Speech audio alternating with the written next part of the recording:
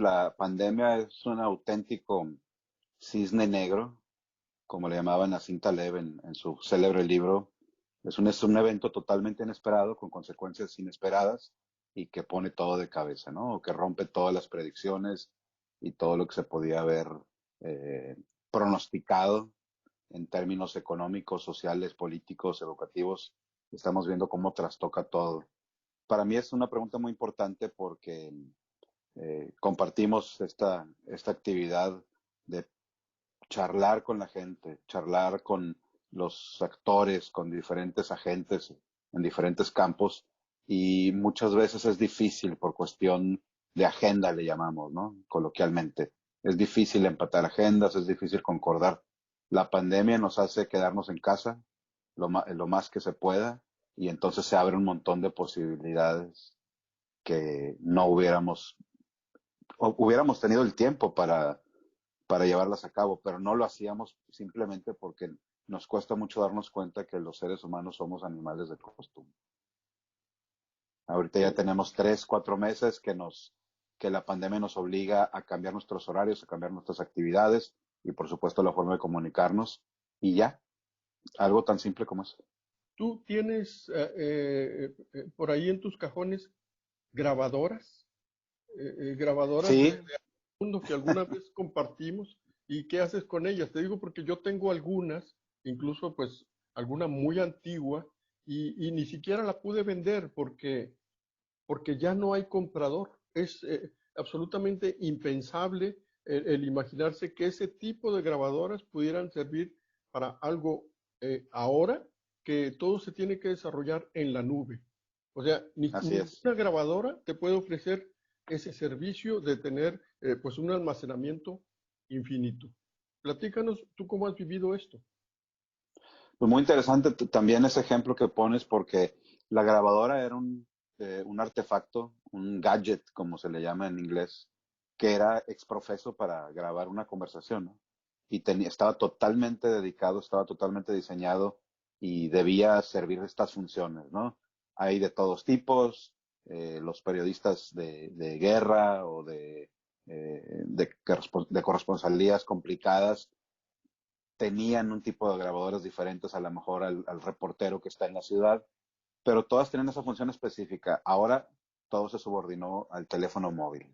Y el teléfono móvil, antes que cualquier otra cosa, es un teléfono, aunque pareciera no serlo, y me refiero a funcionalmente, porque una llamada telefónica interrumpe cualquier aplicación que estás utilizando en ese momento, ¿no? Con consecuencias desastrosas, por ejemplo, si queremos usar nuestro aparato móvil como una grabadora, que también tiene esa función, obviamente, ¿no? Entonces, tenemos que ponerlo en modo avión o tenemos que quitarlo, sacarlo de la señal celular, pero en ese momento entonces perdimos a lo mejor información para ir a buscar otra nota, para confirmar algún dato, etcétera. Entonces, es muy interesante esto que dices y es mucho más paradójico de lo que parece a simple vista, porque si bien se gana en conveniencia en muchas cosas, como tener almacenamiento prácticamente ilimitado en la nube, pero por otro lado, pues nos está limitando en muchísimas funciones, ¿no? También está el tema de la privacidad y entonces todo el material o todo lo que subimos a la nube o guardamos en la nube, no sabemos qué va a pasar con eso. No sabemos si ya se metieron algunos hackers o crackers, de los de sombrero negro, como les dicen. A cada 2 o 3 años escuchamos de una corporación, de una institución financiera, de una institución gubernamental, en donde ya los cyberpunks o los activistas cibernéticos ya lograron irrumpir, ya lograron borrar la seguridad y vuelcan información. En algunos casos positivo, como el caso de Wikileaks, en donde le están dando a la gente un vistazo a la forma como los gobiernos y las corporaciones hacen cosas en lo oscurito, fuera de lo que llamamos democracia realmente. A lo mejor en lo legal, pero no debemos olvidar que lo legal no es una cuestión moral ni ética, lo legal es una cuestión técnica simplemente. Se moldea la ley a los intereses particulares de quien tenga la capacidad o el poder de hacerlo y tan simple. ¿Hasta dónde llega tu confianza en la nube? ¿Hasta dónde tienes depositado, digamos, un gran porcentaje de tu información y qué cosas le ocultas o rehuyes respecto a la nube? Mira, creo que es la pregunta del millón, o de los billones, más bien de los millardos, diríamos en español, ¿no? Porque ciertamente hay gente que está esperando generar millardos o billones de dólares con estas soluciones en la nube.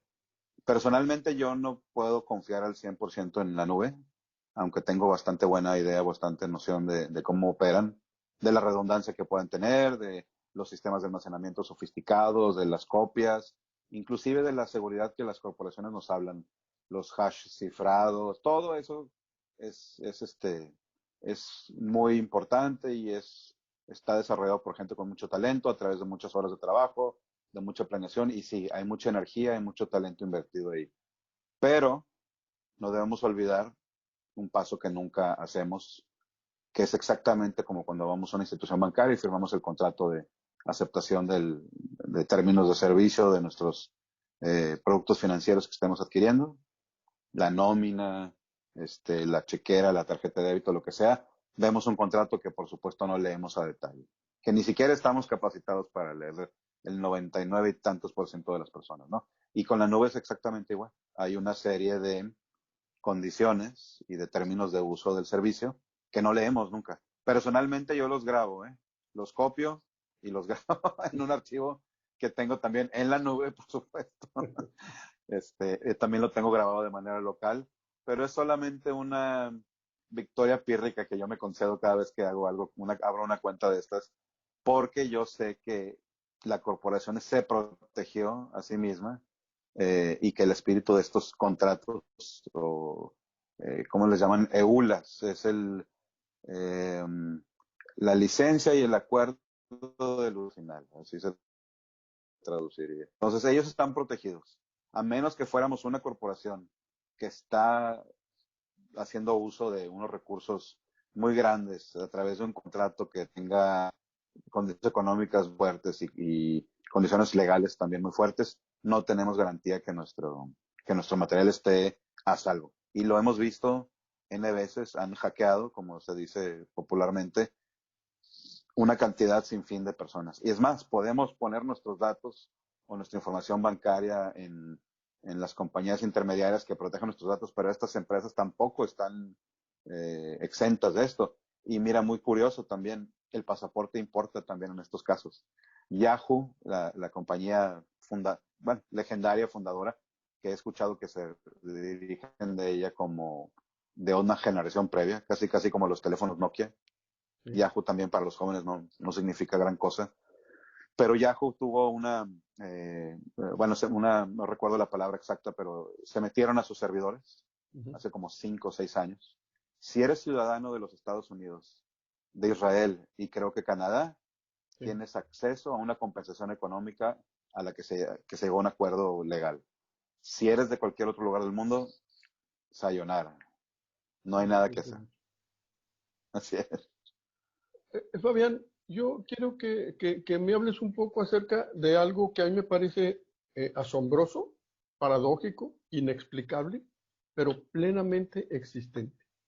Nosotros somos globales, más globales que nunca. O sea, nosotros podemos hacer entrevistas con cualquier persona en este momento, en Sevilla, en Canadá, en Tokio, en donde sea, pero seguimos haciendo entrevistas con el cuate con el que estuvimos en la prepa. O sea, seguimos haciendo entrevistas con la gente de Guadalupe, con la gente pues, de García, Nuevo León.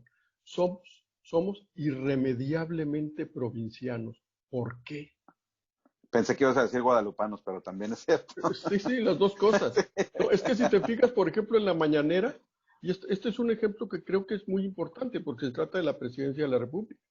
En la mañanera, nuestro señor presidente nunca se refiere a los mexicanos que están, por ejemplo, en Hawái, tampoco a Así los es. mexicanos que están en Berlín o que están en Helsinki. No, no. Él piensa, o por alguna razón, que los mexicanos todos estamos en México, lo cual es, pues, muy iluso, ¿verdad?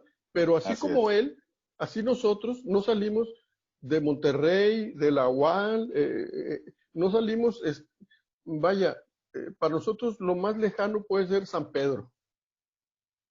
¿Por Es qué? muy interesante tu pregunta y creo que ahí esconde, o más, estás con tu olfato periodístico estás ahí por desentrañar un montón de cosas Yo ahora estoy importantes. haciendo entrevistas Creo, con gente que está en Francia, porque no me lo impide, ajá, nada me lo impide. así es. Y tú Pero también fíjate, haces muchas veces, tu programa lo dedicas a gente que está en Oriente. en las, ¿Por qué? ¿Por qué no? ajá, claro, claro, claro, claro. Pues sí, es cierto, estoy de acuerdo contigo. Tenemos la capacidad de hacer entrevistas con gente en cualquier lugar del mundo.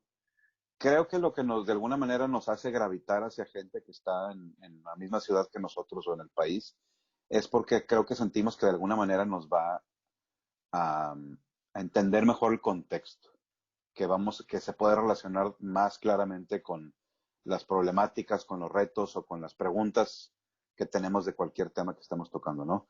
Si es gente que está con antecedentes similares a nosotros o con una formación similar, a lo mejor creemos que escoges a una persona específica porque quieres que el público escuche ciertas cosas específicas, ¿no? O te interesa que la gente vea las cosas desde un punto de vista específico. Por eso escoges a una persona, ¿no? Pero vienes, como dices, es cierto, no estamos limitados, y ahora mucho menos que nunca, a poder entrevistar a cualquiera. Otra cosa interesante es que, pues como bien dices, no hay nada que nos impida, pero seguimos hablando con los mismos. Posiblemente ahí haya, y estoy hablando eh, de manera intuitiva o como lo estoy procesando, es que buscamos siempre tener eco, ¿no?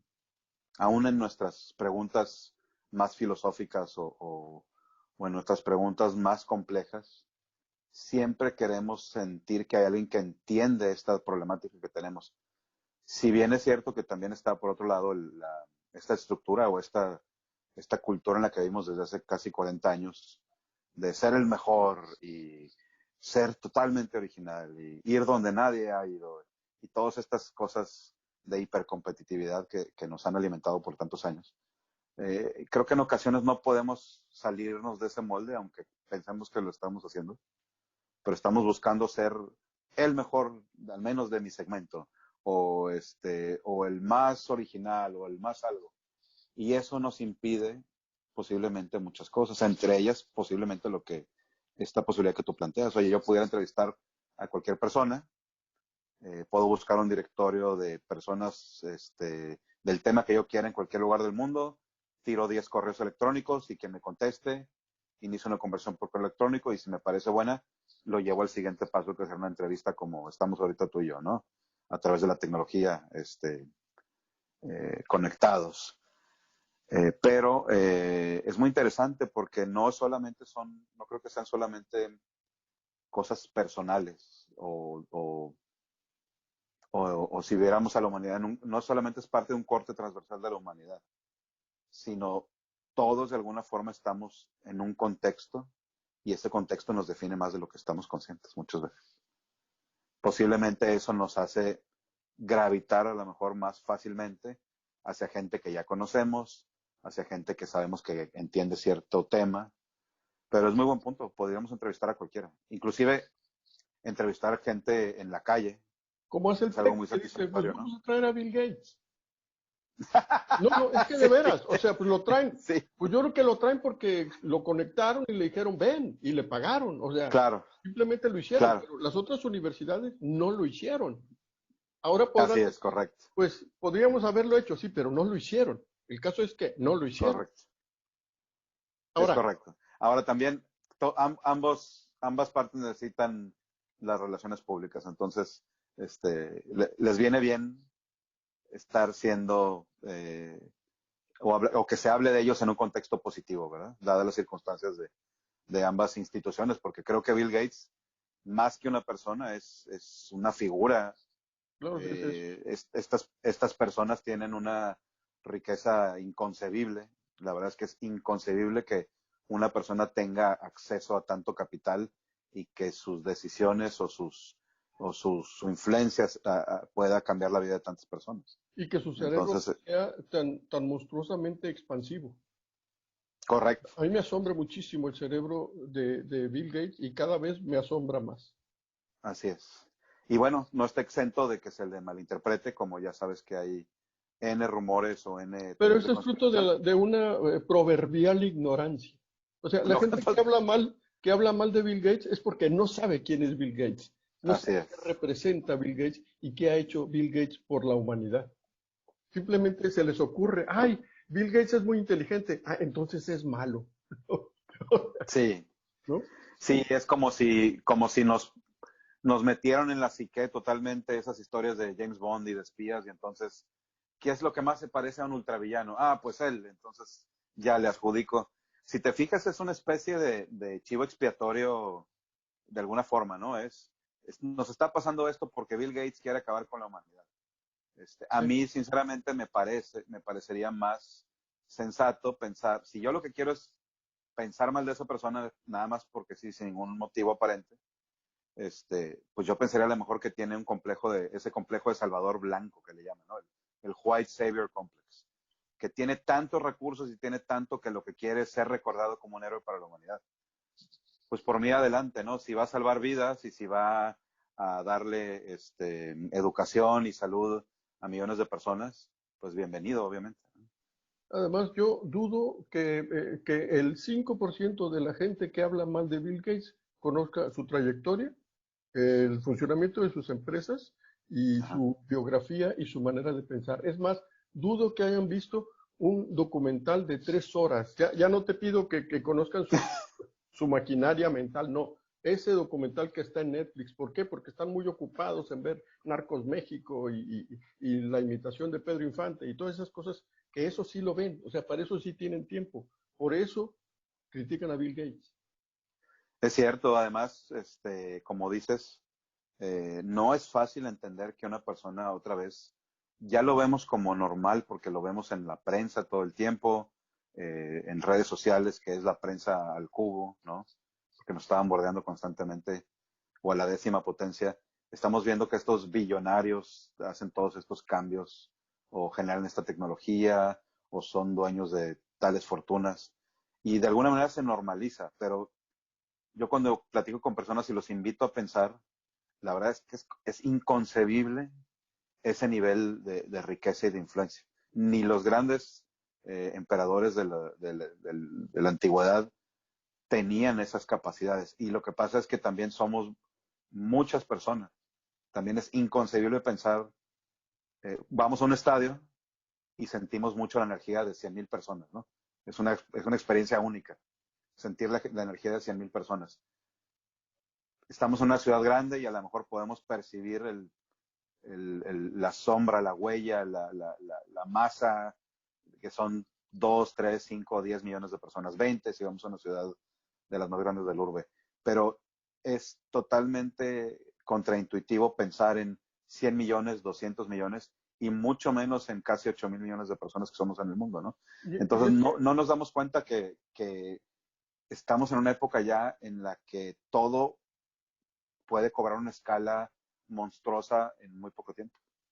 es que hay una cosa que mucha gente no se detiene a observar, que es primero que Bill Gates ha generado un montón de aplicaciones, una suma de aplicaciones que yo no sé cómo diablos se pudo inspirar para generar todas estas formas de relación, todas estas aplicaciones que son absolutamente útiles.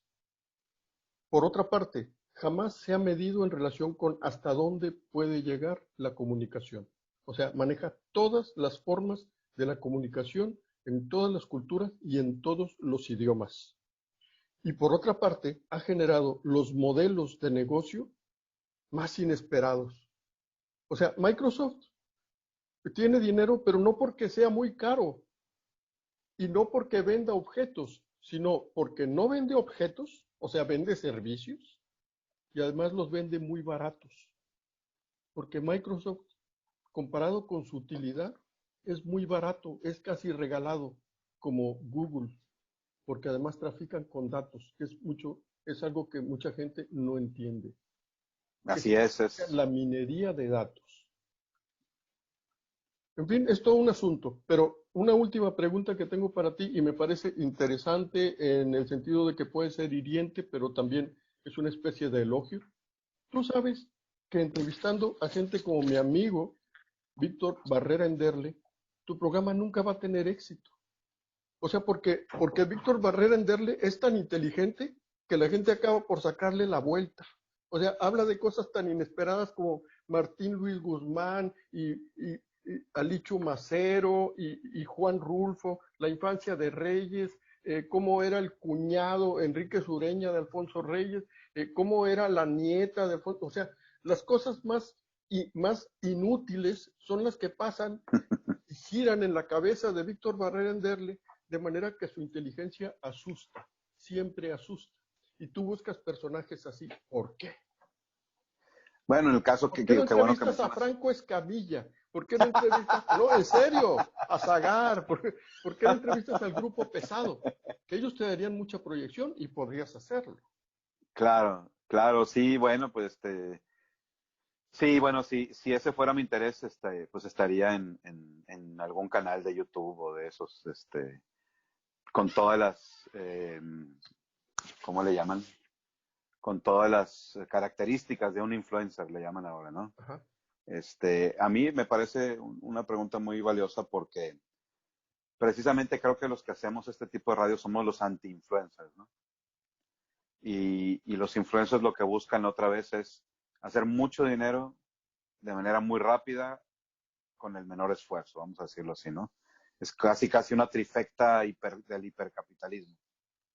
Es decir, no tengo que proponer nada importante, no tengo que reflexionar más al respecto, no tengo que presentar nada particularmente valioso, simplemente tengo que acercarle a la gente una página más o una cucharadita más del helado del sabor del mes por lo que la gente se está volviendo loca en este momento y ya.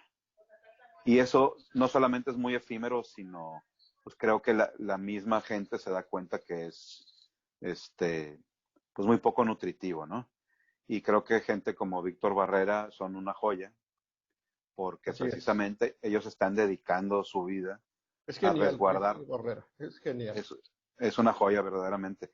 Y gente como Víctor están dedicando su vida a rescatar, resguardar, recopilar y pulir todo este acervo, toda esta riqueza cultural que se tiende a olvidar por estas otras cosas de las que hablamos, ¿no? Es muchísimo más fácil poner YouTube y ver cualquier cosa porque inclusive el algoritmo te va a estar bombardeando. El algoritmo va a intentar predecir tu conducta o tus intereses, que es algo muy iluso, pero bueno, funciona. Y por otro lado, gente como Víctor están resguardando todo el tesoro de la cultura de nosotros, ¿no? Entonces, pues creo que precisamente ese es por el motivo que lo hago, para que no caiga en el olvido. Aunque en lo personal creo que nunca caerá en el olvido. Sí puede diluirse, vamos a decir, la participación de mercado, que no me gusta usar la frase, pero al final del día sí, pues tiene muchos menos espectadores un literato que un influencer, ¿no? Pero el influencer también, de alguna manera, es esclavo de este jueguito, de esta maquinaria que lo va a olvidar en cualquier momento, en el que su contenido ya no tenga relevancia para los seguidores. Esos seguidores se pueden ir en un clic, como se dice de la web, de la internet desde hace 25 a 30 años. Pasó Perdón. con Galaxia.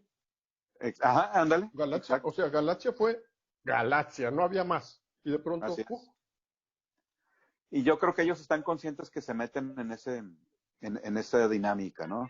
Y gente como Víctor Barrera, pues están claramente comprometidos con algo que va a tener frutos nutritivos a largo plazo.